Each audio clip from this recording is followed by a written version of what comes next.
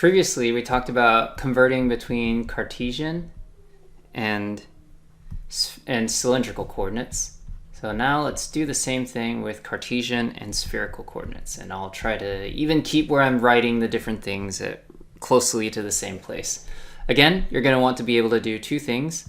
The first is you want to be able to convert from one coordinate system to the other, but also you need to be able to tell what the unit lengths are. Let's start out by building an intuitive understanding of what's going on. So again, we'll start out with the Cartesian coordinates here. We have our x, y here, and then our z going vertically. And we are interested in just one randomly placed dot, boop, right here. All right, so first of all, to find the x and y and z coordinates, you would just project this onto the z, project this onto the y-axis, and project this onto the x-axis to get your x, y, z. Now we're going to talk about how you find the spherical coordinate. So to find the spherical coordinate, what you do is you start out by just drawing a line from the origin to that point. The length of that line is going to be r. That's going to be our first number. The second number is going to be the angle from the z-axis, which we'll call theta. And then the third, in a manner similar to the cylindrical coordinate system, we're going to project this onto the xy plane and draw a line from there to the origin. But now, instead of having a rho here and then defining this angle phi, you still use the angle phi, but because you had this r and theta defined earlier, you don't need the rho anymore. So this phi is the same phi as the cylindrical coordinate system, and those are the three numbers we use to define our point. So r, theta, and again, in this case, the theta angle goes this way from the z-axis, kind of outwards, plunging towards the xy plane, and then the phi direction, which starts from the x-axis and goes counterclockwise, looking down from above at the xy plane. So using this, let's geometrically figure out the formula for converting from one coordinate system to the other. Let's start from finding r and theta and phi. So r is this length, which we can use the Pythagorean theorem twice to get. So this would be. Oh, I just realized that I completely messed up the letters here. But so this is x, this is y, this is z. So for those of you that thought you were going crazy, you're not. I'm the one that's crazy. All right, so we have our x, y, z. First thing, we can find this r by doing the Pythagorean theorem twice. So this length here, rho, is x squared plus y squared, right? And then if you do that again, do the Pythagorean theorem between rho in the cylindrical coordinates and z, you'll get the length r. So it's so if you were trying to convert, so one clever way that you can state this is you can say it's the square root of z squared plus rho squared. But in the case of converting from Cartesian to cylindrical, you can work out that it's just x squared plus y squared plus z squared, all taken to the square root. Now the theta and phi, you can see that one nice thing to quantify would just be, let's just call this rho, but rho is going to be the square root of x squared plus y squared. So our old friend from the cylindrical coordinate system, we'll borrow that to kind of make our formulas easier a little. Now to find theta, you can look at it a number of ways. One way that you could view it is that it is you can form a cosine. The cosine of theta would be the ratio of z and r, right? So you can say theta is the arc cosine of z over r, which is x squared plus y squared plus z squared. Or another way to view it is you can also, if you look at this length, you can take the arctangent and see that it's between this side and this side. And what's this side? This side is simply phi. So you can also say it's the arctangent of the the square root of x squared plus y squared, which is our rho, and divided by z. So I think I misstated phi earlier, but this length over here, this is our old friend rho, right? Just shifted upwards. So the ratio between rho and z, taken as the arctan, is going to also give us the angle theta. Next up, phi is the same as what we had in the cylindrical coordinate system. So it's the arctan of y over x. Again, with this, there's still the caveat that this phi ranges from 0 to 2 pi, and you have to be careful about where the positive and negative signs are. So again, draw it out, make sure that it makes sense to you.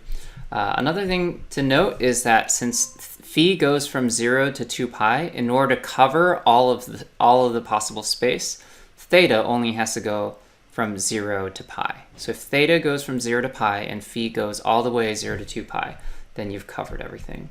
So also remember that the range for theta is 0 to pi.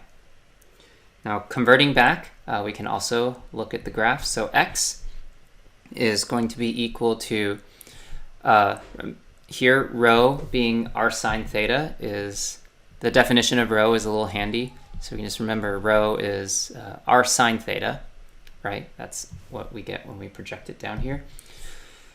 So x, remember from our cylindrical coordinate discussion, x is rho cosine phi, right? And here we have an expression for rho. So plugging that in, we'll get x is r sine theta cosine phi. Y is going to be rho sine phi, so plugging in our definition of rho is going to be r sine theta sine phi.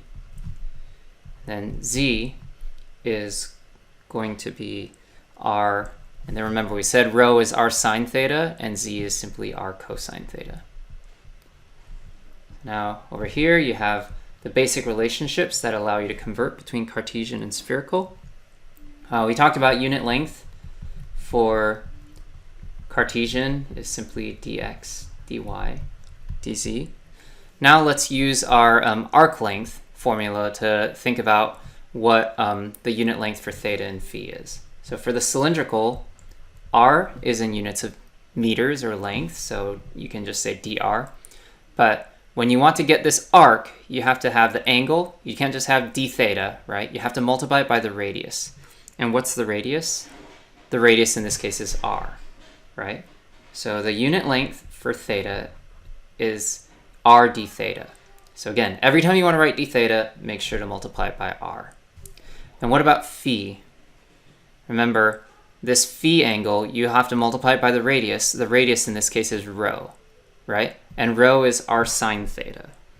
And so your d phi unit length will be r sine theta d phi. So again, whenever you're doing an integral, never write d phi without having r sine theta attached.